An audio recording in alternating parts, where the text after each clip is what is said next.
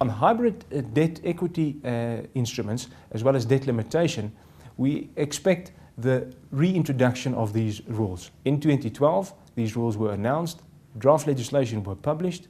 However, this legislation never made it into final law. New rules are expected, with legislation to be followed later in the year.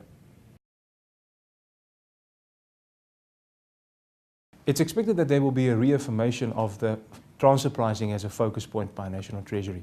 We are hoping for additional guidance in the form of interpretation notes, as well as the fact that we will be closely monitoring the possibility of domestic transfer pricing being introduced.